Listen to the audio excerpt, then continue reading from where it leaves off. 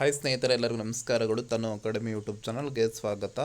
ಸ್ನೇಹಿತರೆ, ನಮ್ಮ ಚಾನಲ್ಗೆ ಹೊಸ ವ್ಯೂವರ್ಸ್ ಆಗಿದ್ದರೆ ದಯವಿಟ್ಟು ಸಬ್ಸ್ಕ್ರೈಬ್ ಮಾಡ್ಕೊಂಡು ಸಪೋರ್ಟ್ ಮಾಡಿ. ಹಾಗೆ ಮುಂದಿನ ದಿನಗಳಲ್ಲೂ ಕೂಡ ಎಲ್ಲ ತರಹದ ಎಜುಕೇಷನಲ್ ಮತ್ತು ಕಾಂಪಿಟೇಟಿವ್ ಎಕ್ಸಾಮ್ಸ್ಗೆ ಸಂಬಂಧಪಟ್ಟ ಮಾಹಿತಿ ಮತ್ತು ತರಗತಿಗಳನ್ನು ನೀಡ್ತಾ ಇರ್ತೀವಿ. ಸಬ್ಸ್ಕ್ರೈಬ್ ಆಗಿ ಅದರ ಜೊತೆಗೆ ಪಕ್ಕದಲ್ಲಿ ಕಾಣಿಸುವಂತಹ ಬೆಲ್ಲೈಕನ್ ಮೇಲೆ ಕ್ಲಿಕ್ ಮಾಡೋದ್ರ ಜೊತೆಗೆ ಅಲ್ಲಿ ಆಲ್ ಅನ್ನೋದನ್ನು ಆಯ್ಕೆ ಮಾಡ್ಕೊಳ್ಳಿ.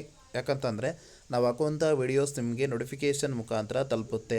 ಸ್ನೇಹಿತರೆ, ಏನಂತಂದರೆ ಭಾಳಷ್ಟು ವಿದ್ಯಾರ್ಥಿಗಳು ಕಾಲ್ ಮಾಡಿ ಕೇಳ್ತಾ ಇದ್ದೀರಾ, 5ನೇ ಒಂದು ಸುತ್ತಿನ ಆಯ್ಕೆ ಪಟ್ಟಿಯನ್ನು ಬಿಡುಗಡೆ ಮಾಡಿದ್ದಾರೆ. ಮೊರಾರ್ಜಿ ವಸತಿ ಶಾಲೆ ಪ್ರವೇಶ ಪರೀಕ್ಷೆಗೆ ಸಂಬಂಧಪಟ್ಟ ಹಾಗೆ ಲೀಸ್ಟನ್ನು ಬಿಟ್ಟಿದ್ದಾರಾ ಅಂತೇಳಿ ಕೇಳ್ತಾ ಇದ್ದೀರಾ.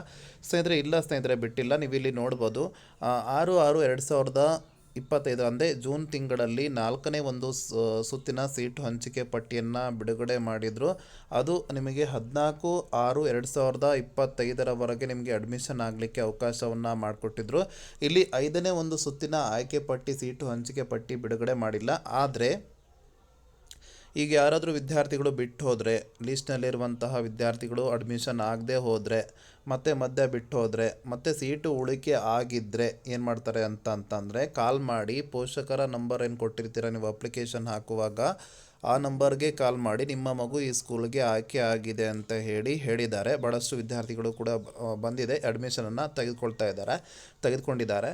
ಸೊ ಸ್ನೇಹಿತರೆ, ನೀವು ಅಪ್ಲಿಕೇಶನ್ ಹಾಕುವಾಗ ಯಾವ ನಂಬರನ್ನು ಕೊಟ್ಟಿದ್ರಿ ಆ ನಂಬರ್ಗೆ ಆಯ್ಕೆಯಾದಂತಹ ಅಂದರೆ ಖಾಲಿ ಇರುವಂತಹ ಮೊರಾರ್ಜಿ ವಸತಿ ಶಾಲೆಗಳಿಂದ ನಿಮಗೆ ಕಾಲ್ ಬಂದರೆ ಅಡ್ಮಿಷನನ್ನು ಮಾಡ್ಕೊಳ್ಳಿ, ಓಕೆನಾ. ಸೊ ಇಲ್ಲಿ ಯಾವುದೇ ಒಂದು 5ನೇ ಒಂದು ಸುತ್ತಿನ ಸೀಟು ಹಂಚಿಕೆ ಪಟ್ಟಿಯನ್ನು ಬಿಡುಗಡೆ ಮಾಡಿಲ್ಲ. ಸೊ ಈಗ ಖಾಲಿ ಇದ್ದರೆ ನಿಮ್ಮ ನಂಬರ್ ಇರುತ್ತಲ್ಲ, ಆ ನಂಬರ್ಗೆ ನಿಮ್ಮ ಮಗುವಿನ ಅಂಕಗಳ ಆಧಾರಿತವಾಗಿ ಆಯ್ಕೆ ಮಾಡ್ಕೊಂಡಿರ್ತಾರೆ. ಸೊ ಆವಾಗ ನಿಮಗೆ ಕರೆ ಮಾಡಿ ಹೇಳ್ತಾರೆ, ನಿಮ್ಮ ಮಗು ಈ ಸ್ಕೂಲ್ಗೆ ಆಯ್ಕೆ ಆಗಿದೆ, ಅಡ್ಮಿಷನ್ನ ತೆಗೆದುಕೊಳ್ಳಿ ಅಂತೇಳಿ ಕಾಲ್ ಮಾಡಿ ಹೇಳುವಂಥ ಪ್ರಕ್ರಿಯೆಯನ್ನು ಮಾಡ್ತಾರೆ. ಇದಿಷ್ಟು ಮಾಹಿತಿ. ಈ ಮಾಹಿತಿ ನಿಮಗೆ ಇಷ್ಟವಾದಲ್ಲಿ ಖಂಡಿತ ಒಂದು ಲೈಕ್ ಮಾಡಿ ಮತ್ತು ಶೇರ್ ಮಾಡಿ. ನಮ್ಮ ಚಾನಲ್ಗೆ ಯಾರೇನು ಸಬ್ಸ್ಕ್ರೈಬ್ ಮಾಡ್ಕೊಳ್ಳಿ ಸ್ನೇಹಿತರೆ. ಧನ್ಯವಾದಗಳು.